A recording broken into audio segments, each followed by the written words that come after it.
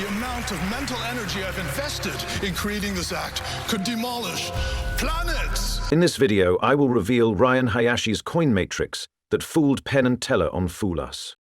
Here's a quick recap of what happened. Ryan starts with 4 cards and 4 coins, arranging the coins in a square and covering each with a card. All the coins are then carefully moved under the upper left card.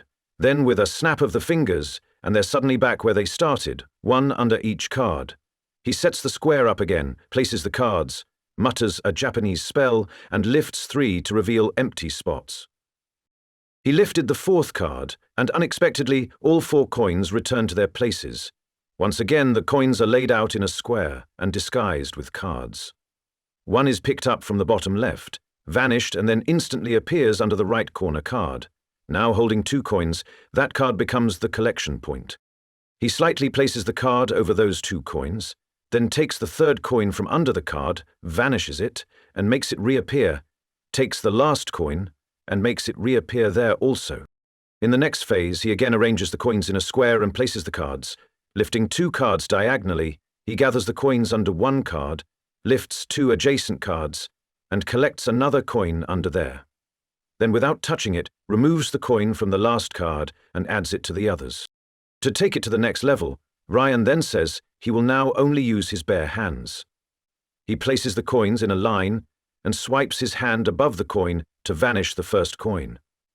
The remaining 3 are shuffled, 1 is picked up, and it disappears instantly. Another vanishes, leaving just 1, which is shown briefly, then gone in an instant. The cards are placed in a square, lifted, and all 4 coins are back underneath. Now for the next phase. He places the cards and coins in a square. And just with 1 hand, the coins begin to vanish from beneath each card, one after another, and they all reappear grouped together under 1 card. Then in one swift move, they're placed back in their original spots, restoring the perfect square. To finish it off, 2 cards are held together and swiped across 4 points, suddenly producing 4 large silver coins out of nowhere. So how did he fool Penn and Teller with this coin matrix? To understand the secret, we need to look at 2 key principles. The first is the classic coin and shell concept. A shell looks like a bottle cap from one side, but flipped over, it passes for a real coin. It's slightly larger, so it fits over a regular coin, creating the illusion of one solid piece. The second is the coin steal, which is secretly moving a coin from under one card to another. This can be done by dragging it between your fingers, using the card as cover, or by pressing with the middle finger to clip it and lift it away. Keeping these in mind, let's get started with the first phase. Ryan lifts the card box, revealing 4 coins. He tosses them onto the surface and carefully positions each coin before placing a card over them. That's where the illusion begins. Out of the 4 coins on the table, 3 are regular, while the 4th, this one right here, has a shell attached. From here on, I'll refer to it as the gimmick coin. When Ryan began the routine, tossing the coins onto the table wasn't random. It was done to convince Penn and Teller that all 4 coins were normal, with no shells involved. He carefully uses a bit of physics here. When he picked up all 4 coins, he first brought the bottom coin, the gimmick coin, closer to the surface. This way, when he threw all 4 coins, the shell on the gimmick coin wouldn't detach from contacting the surface. At the same time, he kept the 3 normal coins stacked on top, so their weight helped prevent the gimmick coin from splitting apart. The orientation of the shell on the gimmick coin looks something like this. This subtle move repositions the shell so it's now on top, setting things up for a crucial sleight. He places the first card over the first coin without stealing. When placing the second card, he secretly clips the gimmick coin between his fingers and carries it to the left side of the table. Under this card, he makes a subtle move, splitting the gimmick coin, keeping the shell curled in his fingers while quietly dropping the real coin underneath. Now 2 regular coins sit under the bottom left card, while the shell in his left hand is placed beneath the 4th card. That leaves 2 coins under the top left card, one of them being the shell. He lifts both the coin and card with his right hand and moves them to the right, while his left hand moves only the card. He repeats the same sleight, pinching the coin and card together to shift them to the right. Now 3 coins are carefully arranged near the bottom right card. From Ryan's perspective, one is a shell and the other 2 are regular coins. The top right card is never lifted to show the coin beneath because we know the gimmick coin was previously split. Next, the shell is placed over one of the regular coins, turning the pair back into a single gimmick coin. The second coin is pushed leftward. Then, with a snap, the coins seem to return to their original spots. To pull this off, he picks up one card with his right hand, nothing tricky there, just one coin underneath. But with his left hand, he pinches the coin with the card and leaves the gimmick coin behind. To make it look like the fourth coin has reappeared under the top right card, he simply lets go of the pinched coin, allowing it to slide out between the two cards and land silently on the surface. As for the bottom left card, we already know it had a coin under it from earlier. In the second part of the performance, he covers all four coins again. When he lifts the cards, all the coins seem to vanish, but with a quick wave, they reappear in the same positions. This time, the shell isn't involved. He starts by covering the bottom left coin, stealing it and placing it under the second card. Then, after stealing the third coin, he secretly transfers it from his left to his right hand, concealing it between his curled fingers. Now the coin that was originally beneath that card is in his right hand. When it's time to reveal the vanish, he lifts one card with his right hand, nothing underneath since he's holding that coin. The card lifted with his left hand is a different story. He pinches both the coin and the card, lets the coin drop, and holds it with 3 fingers, now visibly holding a coin in each hand. He drops the right-hand coin onto the table and immediately covers it with his arm, blocking it from view. Then, without hesitation, drops the left-hand coin onto the table as well. With his right hand, Ryan picks up a coin from underneath, along with the playing card.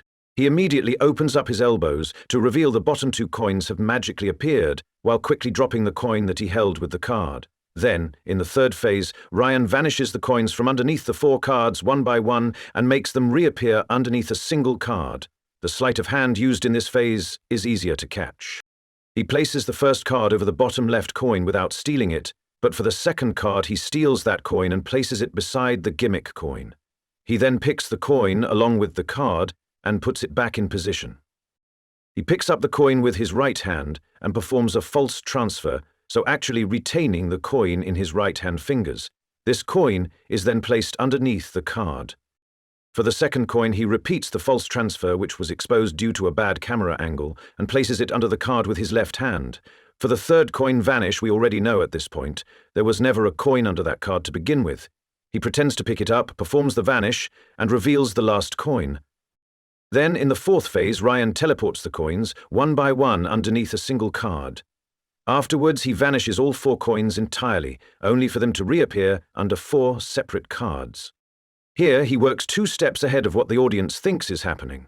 He places the first card normally, steals the second coin and places it beside the third coin, covers them with the third card, and carefully covers the fourth coin with the last card. Simultaneously, he picks up the coin under the pinched card, lets go of the one he was holding to simulate teleportation, and places it beside the other 2 coins. At the same time, his left hand grabs a secret coin from behind the table and places it under the card. He repeats this with the bottom 2 cards, again taking coins from behind the table. The third coin was already stolen, so he lifts the card to show it empty before revealing the coins gathered together. He grabs the third hidden coin from behind the table with the ace of hearts, and the fourth hidden coin with the ace of spades, misdirecting toward the coins already displayed. For the vanish, each coin is pushed to the back edge of the table and dropped into a servante, a hidden pouch behind the table. And for the fourth vanish, he temporarily grips the coin with the fingers of his right hand before transferring it to his left hand and secretly ditching it behind the table. Now all he had to do was carefully pinch each of the coins with the cards, place them in their respective positions, and reveal all 4 coins. This 4-coin setup is actually no different from his initial setup. This is because 3 of these coins are normal coins. But the bottom right coin is once again the gimmick coin he used in the first phase. This gimmick coin will be used again in the next phase. Now, in the 5th phase, Ryan takes the matrix to a one-handed performance. He places the first card on the first coin, steals the second coin and places it beside the third and covers the last coin normally. He sets one card aside, lifts the coin and card together to show one coin, and vanishes it by moving it to the edge and gesturing with empty hands that the vanished coin appears under another card. You'll notice an obvious difference between the gimmick coin and the normal coin. See how there is a colored difference, since this is a shell placed on an ordinary coin. He reveals the next coin, which is actually the shell sitting over the original coin, Then he secretly steals another coin from behind the table, hides it under a card, and squares the shell and coin back together to reform the gimmick. He picks up the top right coin with his right hand and performs the same sleight of hand technique he used earlier, gripping the coin in his fingers like this. But instead of dropping it into the savant, he keeps it in his right hand and places it onto the surface while covering the coin as he moves his arm across to reach for the playing card here. He then picks up the playing card along with the coin underneath, drops that coin at this moment, and reaches for the ace of clubs, which already had a secretly placed coin underneath, successfully executing the illusion one-handed. In the sixth and final phase, Ryan produces 4 giant coins while holding 2 pairs of cards. He brings the card box onto the main surface, placing a pair of cards on top of it. The box conceals 2 giant coins. Before he produces the giant coins, his hand moves to the edge of the table to secretly retrieve coins. He first places 1 giant coin to his left with his right hand, while his left hand behind the table steals another and drops it immediately after placing the second coin with his right hand. For the final production, his right hand again goes behind the surface to retrieve the last giant coin, placing it right in front of himself to complete the sequence. Behind this mask, only the truth remains till we meet again.